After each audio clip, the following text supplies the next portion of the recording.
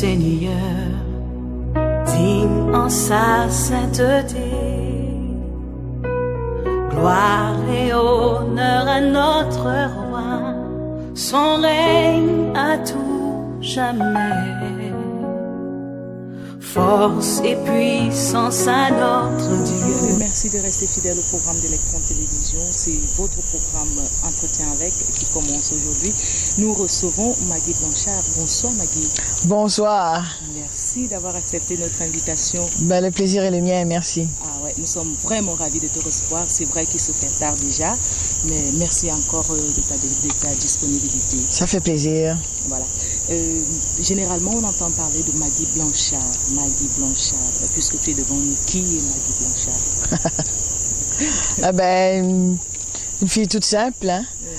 Je suis née en Haïti, d'une famille croyante, chrétienne. Et mes parents m'ont fait traverser au Québec dès mon tout jeune âge. Et c'est là que j'ai fait mes études, vraiment, la plupart. Et puis, grandi parmi les Québécois, donc mon accent et tout. Ouais. Mais ce qui est le plus culminant dans ma vie, bon, ça a été l'éducation chrétienne que j'ai reçue et aussi le fait d'avoir été élevé dans ce milieu témoin de Jéhovah. Ça m'a amené à comprendre et à connaître une crainte pour Dieu. Mais ce qui ne m'a pas empêché de vivre pleinement et de chercher la vérité.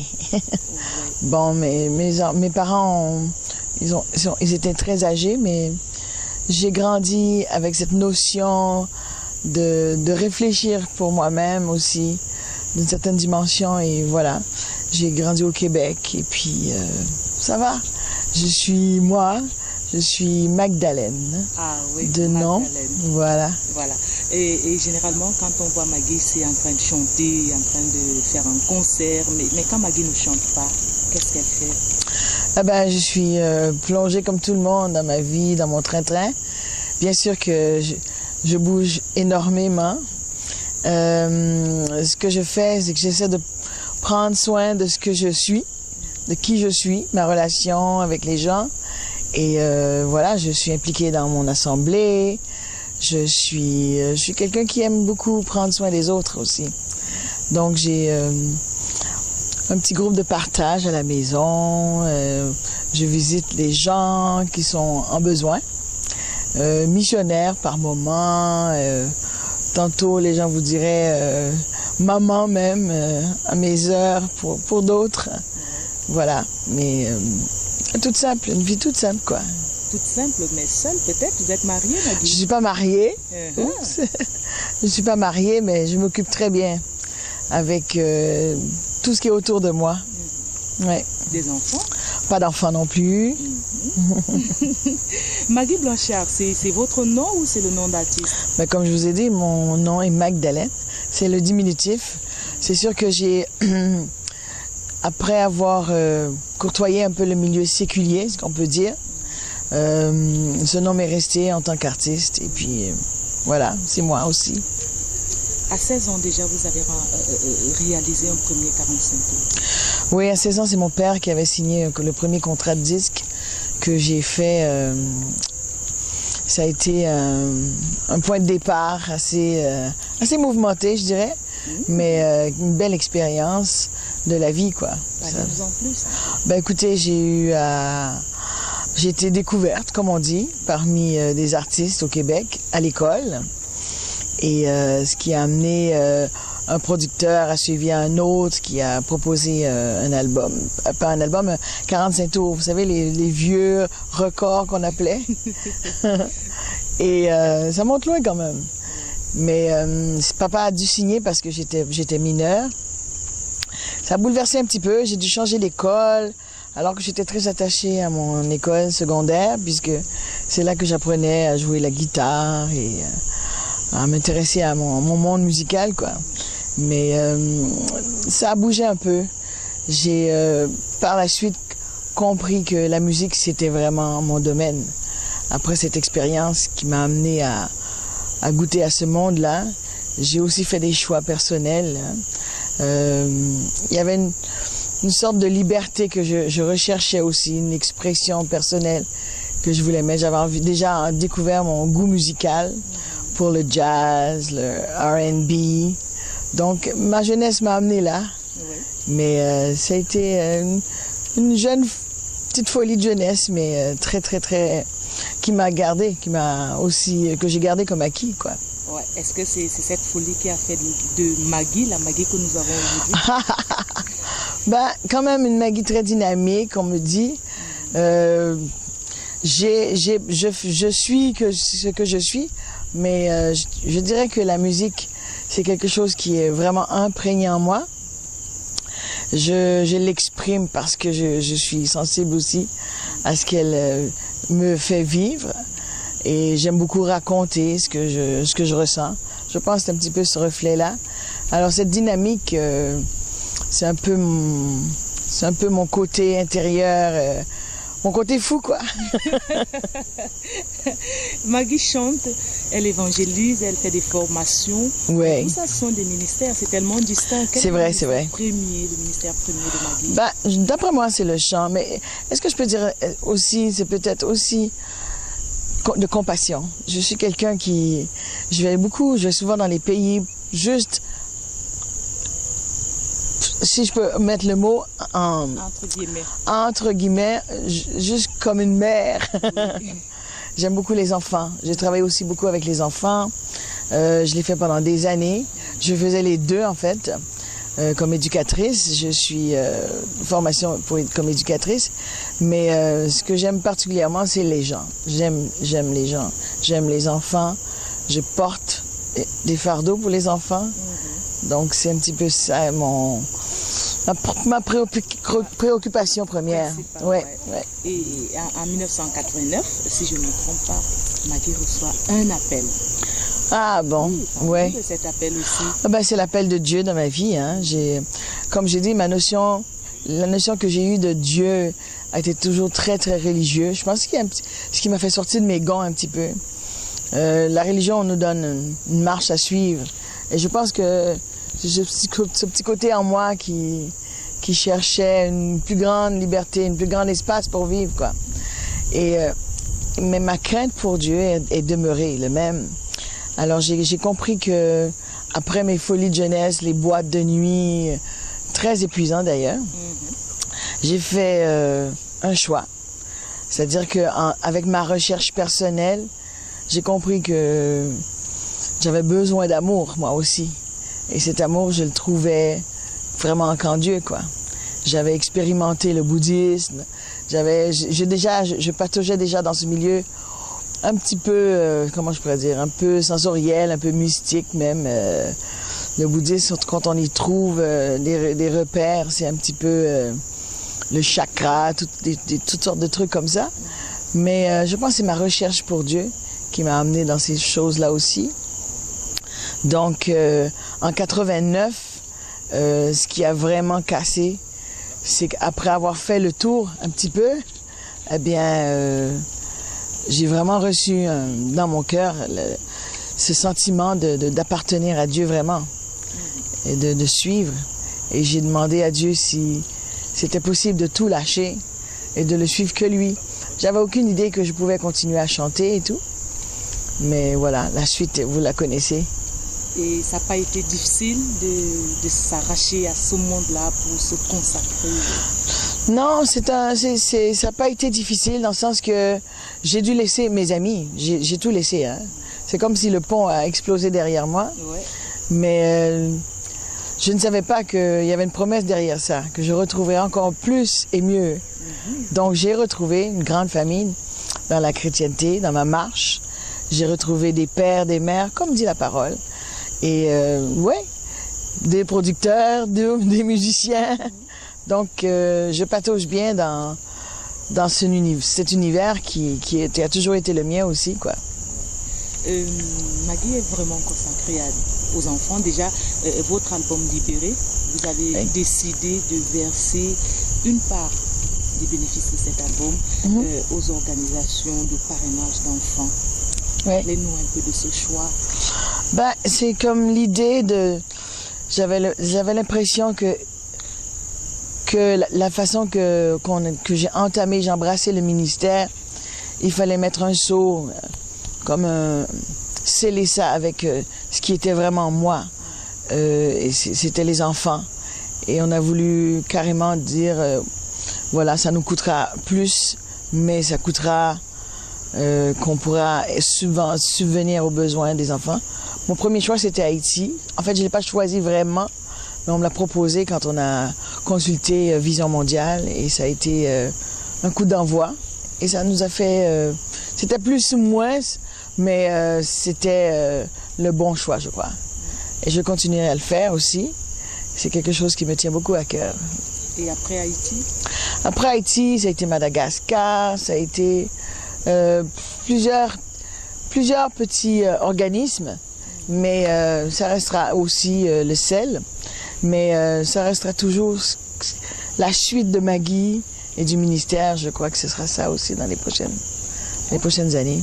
En dehors des dons pour les enfants et les organisations d'enfants, Maggie, elle est charitable. Qu'est-ce qu'elle fait d'autre? Comme je vous dis, je suis quelqu'un qui... j'encadre beaucoup les gens autour. Je dis souvent que l'évangile, on est une extension de Jésus-Christ. Et c'est plutôt quelque chose que je faisais par instinct, mais maintenant je suis imprégnée de cette vérité. On ne peut pas vivre l'évangile sans le partager, sans se soucier des autres. Donc c'est quelque chose ça vient naturellement, quoi. Je prends soin, je suis quelqu'un, j'assiste aux malades, je l'aide aux mourants. Je ne sais pas si c'est quelque chose que vous connaissez un petit peu, mais je suis souvent appelée sur ce terrain, assister les gens par compassion, quoi. Également, Maggie a beaucoup d'expérience dans le domaine de la louange. Est-ce qu'on peut dire que vous avez un secret particulier ou alors, je ne sais pas, c'est un don? C'est le cœur. Je crois que sans le cœur, il n'y a pas d'adoration, vraiment. C'est le cœur, c'est là que vient notre source de sincérité, ce qu'on fait. Alors, pour moi, c'est ce que Dieu nous demande aussi. C'est d'avoir un cœur entier pour lui, un cœur sincère et l'adoration. Et comme j'aime Dieu, voilà. Et quand quelqu'un vous dit, en écoutant votre CD, j'ai été délivré, ça m'a fait du bien, ça m'a permis de tenir parce que j'ai écouté telle musique, libérée par exemple, qu'est-ce que ça vous fait? Écoutez, le domaine de bénédiction, je crois que c'est Dieu qui le détient. C'est pas vraiment Maggie.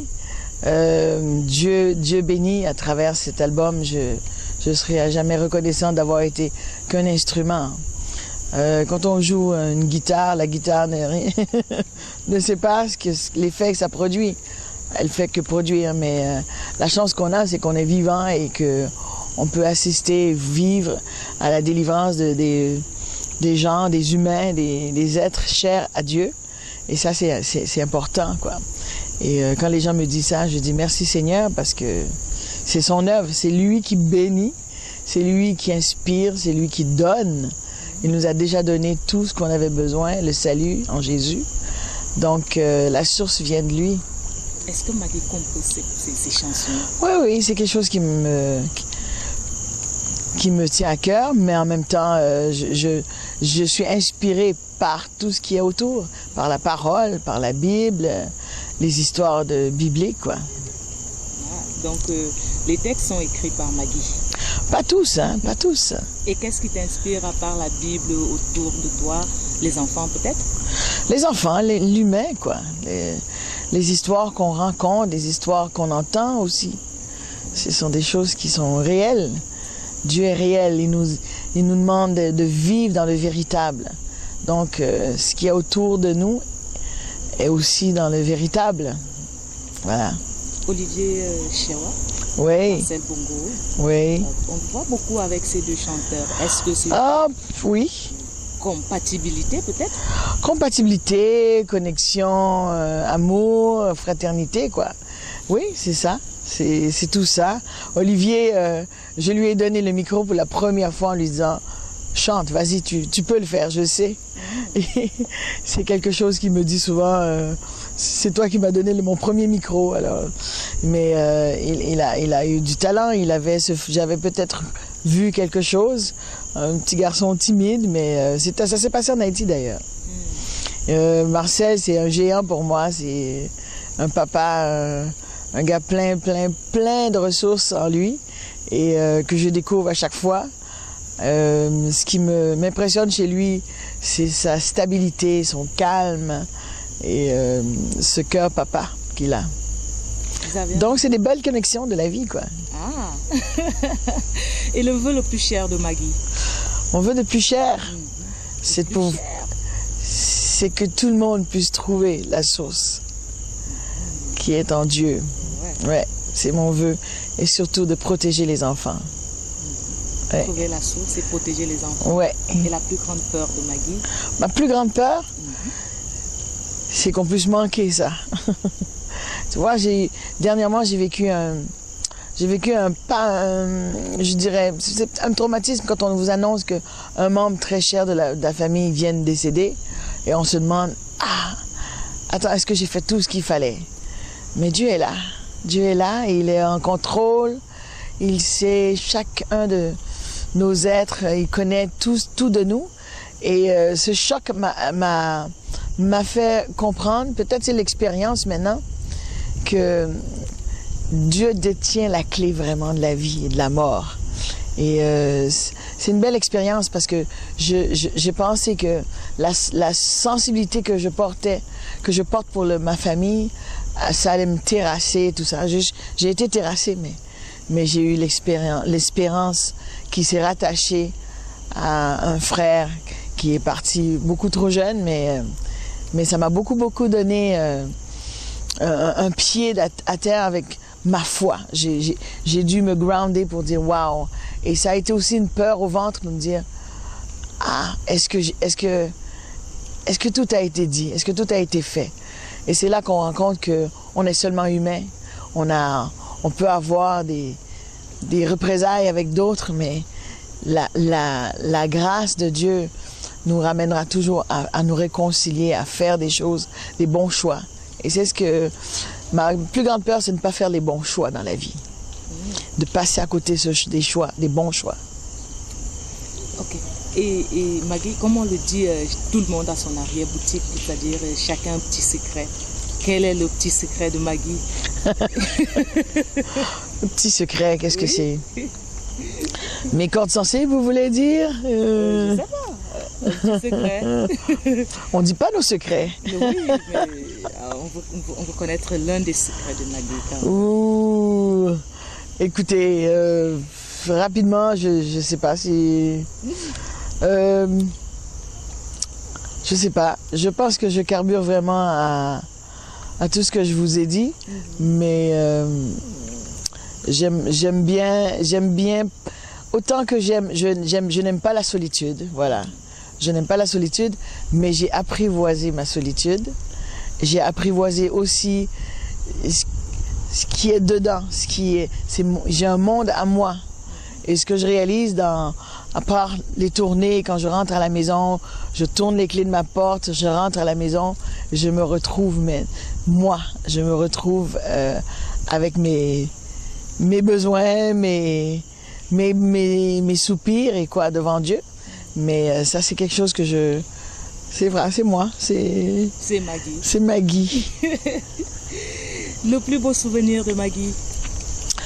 Ben écoutez, si je parle de souvenirs, on parlera peut-être de ma jeunesse. Mon plus beau souvenir, mais ça restera mes voyages. Il y a des endroits où je touche pour la première fois et ça restera toujours waouh. J'ai touché, je suis allée sur le site d'un volcan. Ça m'a beaucoup fait pleurer, ça. J'aime beaucoup la nature aussi. Et pour avoir vu de près un volcan presque en éruption, ça a été quelque chose de très fort chez moi. Et le plus triste? Le plus triste? Waouh! Le plus triste, c'est de perdre ma maman et mon papa. Parce que j'étais très attachée à eux. Je suis le bébé de la famille. Hein. Oh là là! Mais ça va déjà. Ça va. Maintenant, on aimerait que Maggie nous dise quelle est d'après elle sa plus belle chanson. En fait, de loin de toutes les autres. Ah, vous poussez là. Et si je vous dis que c'était pas sur l'album? Ah ben, on aimerait l'écouter. Ah, je sais pas. Mais ma plus belle chanson, peut-être que je l'ai pas encore chantée. Et si tu la chantais Mais qu'est-ce que vous aimeriez que je le chante là comme ça? Je pense que ma voix ne me permettra pas, mais il faut essayer. Mais j'ai tellement de belles chansons dans mon cœur. Vous savez. Si elle sortait de ton cœur, cette chanson. Écoutez, il faudrait que je réfléchisse. Passons à une autre question, je réfléchis. Ok, avant de revenir sur la plus belle chanson, on va demander à Maggie de nous dire le regard qu'elle porte sur les jeunes chantres aujourd'hui. Écoutez, comme je bouge, je vois beaucoup d'aspects. Je sens un vrai réveil dans la jeunesse. Un peu partout même. Je regarde l'aspect en Haïti, à quel point il y a une vigueur qui se prend place. Et cette vigueur, on en a besoin maintenant. Des jeunes qui sont prêts à prendre position aussi pour Dieu. Et je ne sais pas si... Je ne crois pas que c'est des faux semblants, mais je les salue déjà. Des jeunes écrivains, des jeunes qui ont des choses à laisser s'exprimer. Je trouve ça très très beau. Et je parle comme si j'étais très très vieille, non?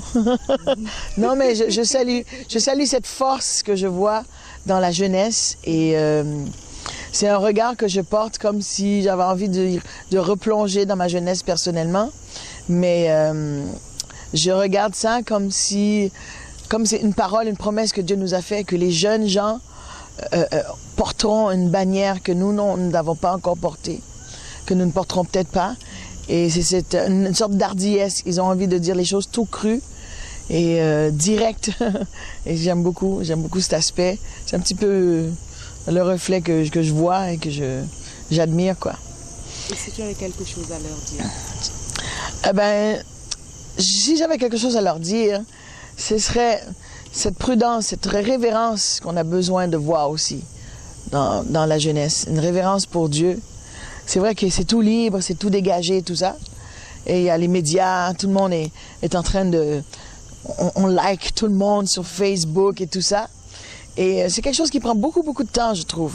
Moi, je ne suis pas très friande, mais cette idée de communauté, d'avoir des amis sur le net, c'est très bien. Mais je trouve aussi que c'est quelque chose qui enveloppe autre chose. Je trouve que c'est peut-être un petit piège qu'il faudrait prendre garde, parce que non seulement on est sollicité de toutes parts et dans un monde invisible, mais aussi je ne sais pas si on n'est pas aussi en train de se nourrir de ce monde-là sur les médias, tout ce qui se passe, quoi. Et il y a un truc dernièrement que j'ai découvert, le Pokémon Go, là, c'est incroyable. Dans un parc, tout le monde est branché sur leur téléphone en train de jouer dans un parc et personne ne se communique. Et ça m'a interpellée un petit peu. Voilà.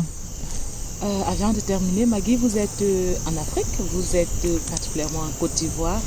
C'est pour le SILA 2016. Oui. C'est votre première édition, le SILA? Oui, et j'avais très, très, très hâte.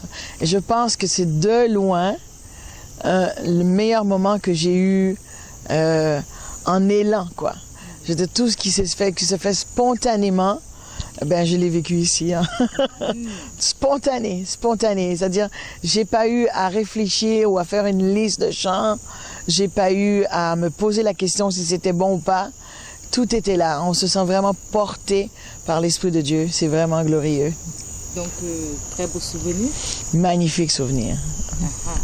Et puis, on est à... Comment il s'appelle cette Yamoussoukro. Oui. Et quel coin magnifique, c'est très paisible, c'est vaste, c'est grand. Ça nous rappelle que oui, on a besoin d'espace pour vivre. Mais nous, on a de l'espace en Afrique. C'est vrai. Grâce à Dieu, ouais. C'est vrai. Bien, avant de te libérer, comme tu chantes Libéré, on aimerait écouter la plus belle chanson de Louange composée par Maggie. Ah ouais. Même si elle est dans ton cœur, on veut l'écouter quand même. La plus belle chanson composée? Oui. Je ne sais pas si je peux la chanter, mais... Moi, je vais dire c'est qui est comme toi parce que tu me forces un peu là. Je ne sais pas si je pourrais la chanter, mais bon. C'est magnifique est le Seigneur, digne en sa sainteté. Gloire et honneur à notre roi, son règne à tout jamais. C'est beau. Qui est comme toi, ô Éternel, qui d'autre que toi nous vient du ciel. Qui est comme toi parmi ces dieux, n'accomplissant que des merveilles. Voilà, j'ai la voix cassée. Hein? Bravo, bravo, bravo. Merci Maggie, merci d'avoir accepté notre invitation. Merci à vous, merci beaucoup. Eh bien, salutations à tout le monde. Hein? Bien sûr. Au Tchad. Oh, merci. Un pays... petit mot pour Electron Télévision, peut-être. Eh bien, il faut y aller.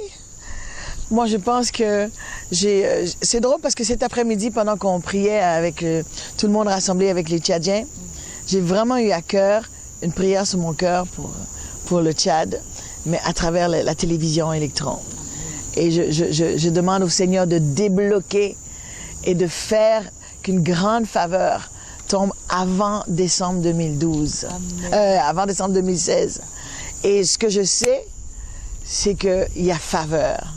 Il y a faveur sur ce projet, il y a faveur, ça appartient au Seigneur Electron. Ce que je sais aussi, c'est que je salue la force et la dynamique de notre frère Armand et je dis à Dieu de protéger son bien. Voilà, c'est ma prière. En saluant tous les Tchadiens, je vous porte sur mon cœur. Je pense qu'on va se voir très très bientôt. Voilà, ça c'est une promesse alors. Merci, merci Maggie. Merci à toi, merci. Merci à vous d'avoir été des nôtres pendant ces 26 précieuses minutes. Merci à Keva Production de la Côte d'Ivoire qui nous a assistés. Merci à Chrétien qui également nous a assistés dans la production de ce numéro de Entretien avec. Nous avons reçu Maggie Blanchard. Merci de votre fidélité et à très bientôt.